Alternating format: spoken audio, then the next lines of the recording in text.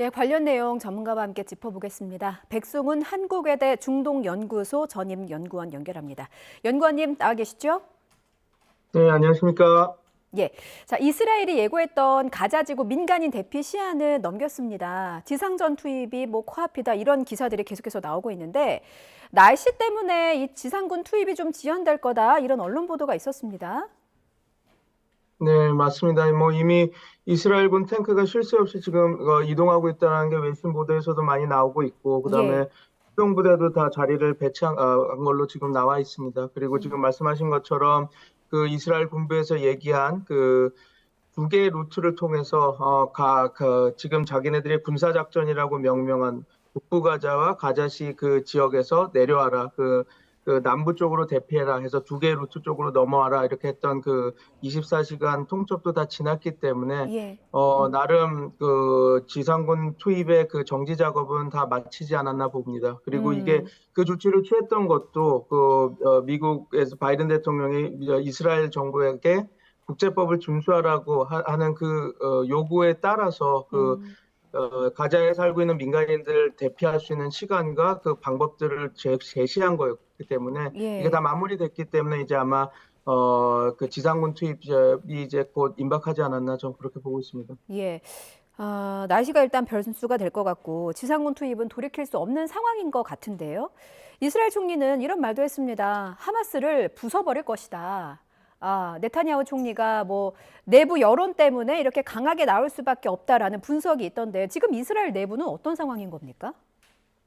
이스라엘 내부도 내부지만 이거는 안보 실책입니다. 왜냐하면 그 가자 하마스와의 분쟁이 여태까지 한 네다섯 차례 있었는데 예. 첫 번째 분쟁이었던 2008년도에 벌어졌던 사태에서도 1,500명 가까이의 사망자가 생겼습니다. 그때 이스라엘 측 사상자는 14명밖에 없었거든요.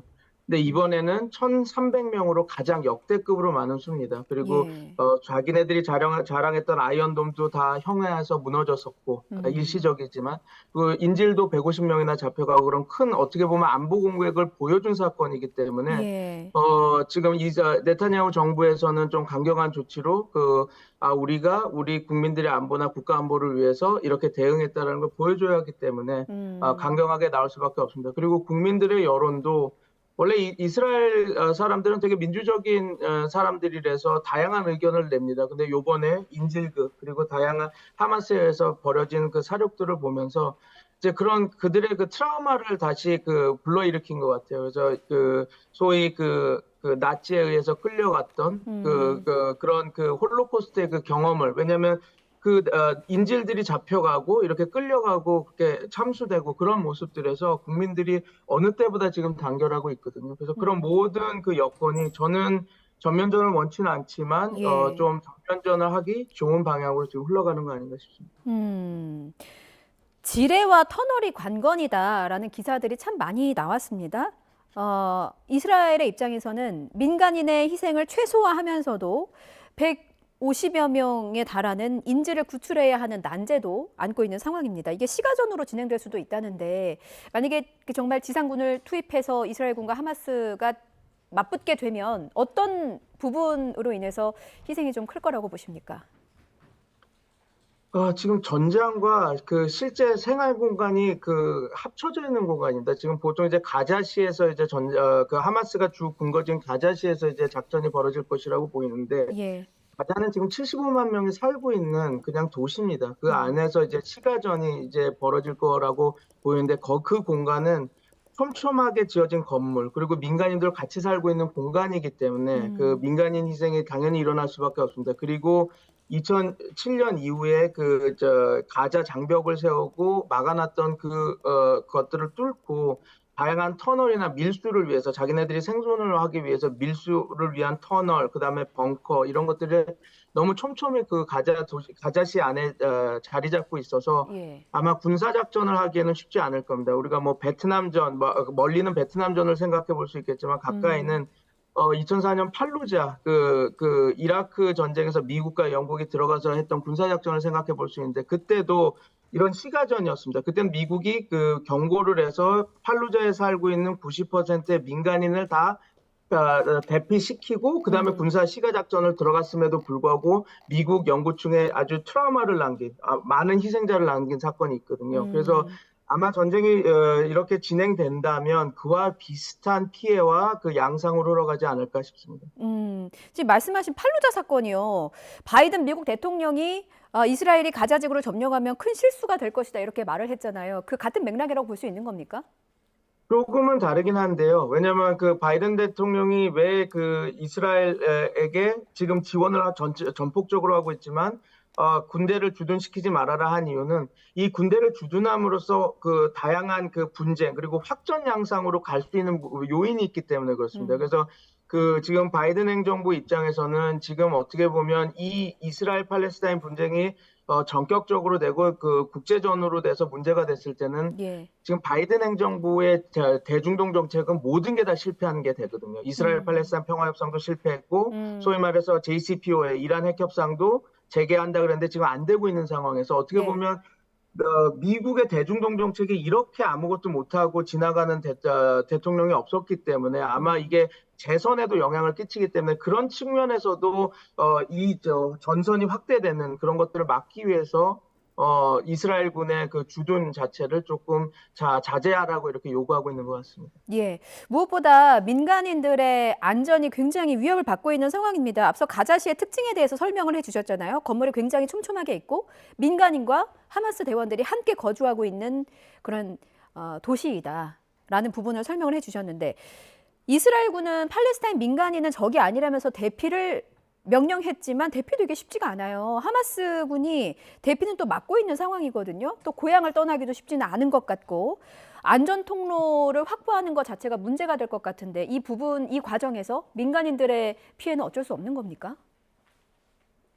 분쟁이 일어나면 항상 그 민간인들, 그 무고한 민간인들이 희생이 제일 크죠. 그래서 아마 그렇게 되고 대피 권고를 이제 남쪽 그 라파 지역으로 다 이제 대피를 하라고 하고 있고, 그다음에 이제 그 라파 지역에 있는 체크 포인트를 열어서 니네들이 그러니까 팔레스타인 난민들이 이집트로 피난할 수 있게 이렇게 하겠다라고 얘기를 하고 있고, 예. 음식도 그쪽 남쪽에는 그 공급하고 있고, 그 식수도 공급하고 있는 상황이지만. 음.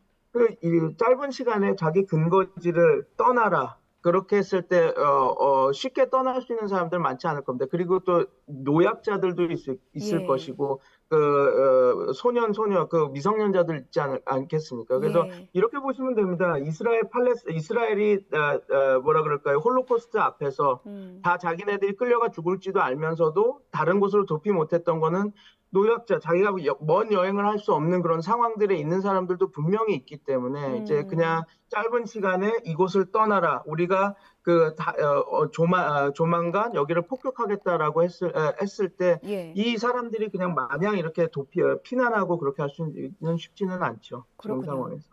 예.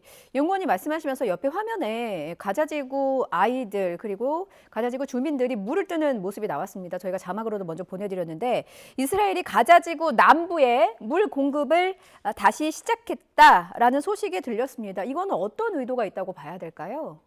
이제 국제법을 준수하라는 미국의 요청이죠. 그리고 전쟁의 정당성을 확보하기 위해서는 이스라엘도 이런 그 인권적인 차원의 그 지원은 해야 될 겁니다. 그래서 예. 지금 말씀드린 대로 민간인들한테 대피령, 그다음에 그 24시간 동안은 우리가 공격하지 않겠다라고 해서 그리고 또 도피할 수 있는 그 루트를 만들어줘서 이쪽으로 나가라 하고 이렇게 다 전해주는 거. 그리고 그 남쪽에 북쪽 지역을 이제 전쟁터로 이렇게 딱 이렇게 설정해 놨거든요. 그래서 예. 그 지역을 벗어난 지역이기 때문에 그쪽에 모여 있는 난민들이나 이런 사람들을 위해서는 이렇게 식수나 식량을 제공하겠다. 이런 어떤 명분도 챙기는 거죠. 정당성, 자기네들의 정당성. 이게 그냥 단순히 그냥 잔인한 보복 전쟁이 아니라 이건 어쩔 수 없는 자위권 발동이고 그 자위권 발동 안에서 무고한 그 팔레스타인 시민들의 피해를 최소화하겠다라고 하는 그 이스라엘군의 조치라고 보면 될 것 같습니다. 이런 그렇군요. 것들이 더 드러나면 예.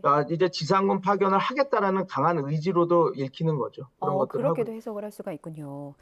주변 그렇죠. 국가의 상황 지켜보겠습니다. 어제 오전에 전해진 소식이었어요. 이란이 가자 지구에 진입할 때는 개입을 하겠다라는 경고의 메시지를 보냈습니다. 이란이 개입할 가능성에 대해서는 어느 정도로 전망하고 계십니까?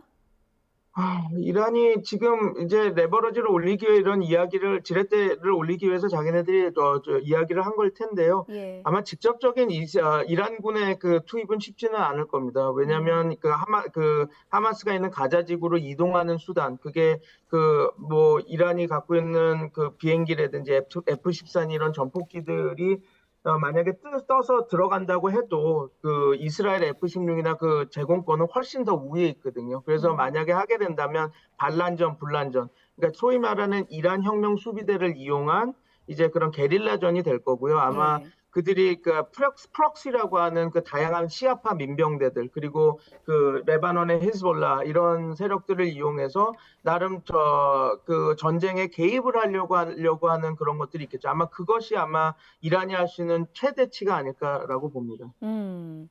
지금 헤즈볼라 말씀하셨는데 레바논, 시리아도 이스라엘과 지금 무력 충돌이 있었잖아요. 제2의 전선이 형성이 된 것 아니냐라는 분석이 있어서요. 주변국으로 확정될 가능성은 얼마나 되겠습니까? 레바논으로는 그 국소적으로 그 확전될 가능성도 있습니다. 그러나 시리아 같은 경우는 좀 다릅니다. 지금 시리아에서 날라온 이스라엘 쪽으로 날라오는 미사일이나 그 군사 작전들은 그 시리아 정부군에서 이루어지는 것이 아니라 시리아에 있는 시아파 민병대들, IRGC, 이란 혁명 수비대의 그 지원을 받는 민병대들이 이렇게 하고 있거든요. 그리고 또 음. 더 나아가서 하마스에 지지를 하는 또 하마스 세력들이 거기 그 가 있는 세력들이 이렇게 공격을 하는 것이라서 이게 시리아가 개입해서 확전이 되는 전쟁이 될 거라는 거는 조금 낮고요. 음.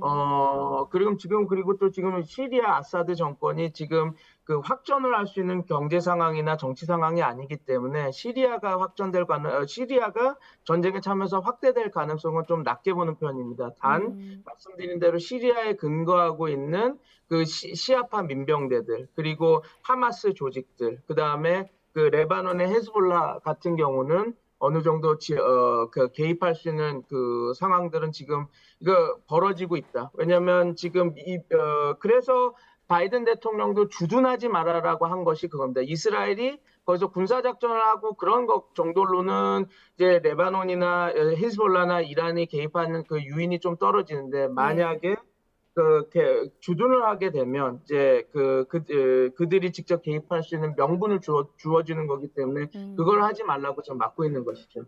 예. 앞서 미국의 입장을 잠시 짚어주셨는데요. 미국은 참 속내가 복잡할 것 같습니다. 지금 토니 블링컨 국무장관이 중동을 순방하고도 있고 또 중국에까지 도움을 요청하고 있는 상황이거든요. 네타냐후 이스라엘 총리가 바이든 대통령을 이제 이스라엘로 한번 와달라 초청했다는 소식도 들렸는데 이게 또 바이든 대통령의 방문은 또 다른 의미를 갖고 있을 것 같습니다. 실제로 이스라엘을 방문할 가능성이 있는지 방문을 한다면 이것이 어떤 의미로 좀 내비쳐질 것인지 정리를 부탁드리겠습니다. 만약에 바이든 대통령이 이스라엘을 직접 그렇게 방문을 해서 완전히 그 네타냐후 총리 옆에 서서 우리는 함께 한다라는 걸 보여준다면 어떻게 되면 이 전쟁의 모든 그 정당성을 부여하는 거거든요. 그렇게 음. 되면 이제 아마 그 주변국들에 보내는 메시지는 명확할 겁니다. 그러나 이렇게 될 것 같습니다. 이스라엘의 군사작전의 정도를 볼 겁니다. 바이든 예. 대통령. 아까 말한 대로 이게 거기를 주둔하고 오랫동안 점령을 할 계획으로 군사작전이 벌어진다면 바이든 대통령이 직접 와서 옆에 쓴다라는 것은 내가 이렇게 점령하고 주둔하는 것도 옹호한다라는 메시지가 될 것 같아서 그럴 경우에는 올 것 같지는 않고요. 다만 음. 그렇지 않고 미국이 원하는 수준의 군사작전을 한다면 미국이 나는 이스라엘 편이고 헤즈볼라나 시리아 너네들 개입하는 것을 막아라, 확전하지 마라. 확전할 경우에는 미국이 단호한 조치를 하겠다라는 그걸 보여주기 위해서 그런 외교적 시그널을 보여주기 위해서 음. 같이 함께 올 가능성은 있죠. 그러나 바이든 대통령은 지금 이스라엘 사태가 모두에 말씀드린 것처럼 확전되고 이게 더 커지는 것을 원치 않습니다. 그래서 예. 국제적 분쟁으로 되는 것을 원치를 않습니다. 예. 왜냐하면 국제전쟁으로 이렇게 확대될 경우 어떻게 보면 바이든 행정부는 역대 미국 대통령들 중에서 대중동 정책이 단 하나도 성공하지 못한 그리고 음. 안정화시키지도 못한 대통령으로 남기 때문에 아마 다가올 재선에서 그 트럼프 대통령과의 재선에서 상당히 위험 요소로 작동을 할 거거든요. 그래서 확전을 원치 않기 때문에 예. 아마 그 이스라엘의 군사 작전을 보고 어느 수준인가 보고 지금 바이든 대통령이 직접 와서 이스라엘 와서 한다면 그런 것들도 어느 정도 합의를 하고 이렇게 들어올 것이라고 봅니다. 예. 연구원님 짧게 마지막으로 하나만 더 질문 드릴게요. 토니 블링컨 장관이 사우디 방문해서 빈살만 왕세자 만났습니다. 근데 빈살만 왕세자는 그 공격이 있었을 때요. 사우디는 팔레스타인의 입장을 지지한다라는 입장을 표명한 바 있습니다. 그런데 토니 블링컨 장관이 사우디 이 왕세자 만나서 매우 생산적인 회담이었다라고 발표를 했거든요. 지금 사우디의 속내 그리고 의도는 뭐라고 보십니까? 사우디는 자기의 지렛대를 높이는 거죠. 이런 표현을 전쟁 앞에서 이야기하긴 그런데 살만 MBS가 지금 어떻게 보면 꽃놀이패를 갖고 있는 지도자 아닌가 싶습니다. 왜냐하면 지금 항상 미국과의 관계가 마냥 좋지는 않았거든요. 예. 바이든 대통령 되고 나서 코쇼프지 사건이나 여러 가지 인권 문제나 이런 것들 때문에 좋지 않은 상황에서 이제 사우디아라비아는 자기의 그 영향력을 확대하기 위해서 여러 가지 다른 외교적 조치를 취했거든요. 중국을 플랫폼으로 한 이란과의 관계 개선이라든지 아니면 러시아와의 석유, 증산, 감산 이런 것들을 할 때 대화를 나눈 것이라든지 그런 것들을 보면 기존의 완전히 미국과 편승해서 이렇게 미국 정책을 그대로 가는 거와는 다른 모습을 지금 보이고 있거든요. 예. 지금 이 상황에서는 어떻게 보면 사우디 입장에서는 미국이 자신을 의지할 수밖에 없는, 자기의 도움을 필요로 할 수밖에 없는 그런 상황이라서 예. 아마 자기의 영향력을 지역 내에서 지역 패권국으로서 어떤 영향력을 좀 더 키우는 방향으로 이 사태를 잘 끌어갈 거라고 봅니다. 그래서 하마스는 전혀 지지하지 않으면서 팔레스타인의 자치권과 그들의 생존권을 얘기하는, 어떻게 보면 모든 국제사회에서 없어지는 그 두 개의 국가론, 이스라엘 팔레스타인 평화협상도 이 사우디가 먼저 나서서 이거 우리가 얘기했던 2002년도의 아랍 구상, 예. 사우디 구상이라고 하는 방법으로 이스라엘 팔레스타인을 풀어보자, 이런 이야기까지 발신하면서 자기의 영향력을, 자기의 존재력을 지금 가감없이 지금 보여주고 있는 것이죠. 예. 알겠습니다. 비극의 역사가 되풀이되지만은 않기만을 바라면서 여기까지 듣겠습니다. 지금까지 백승훈 한국외대 중동연구소 전임 연구원이었습니다. 말씀 잘 들었습니다. 네, 감사합니다.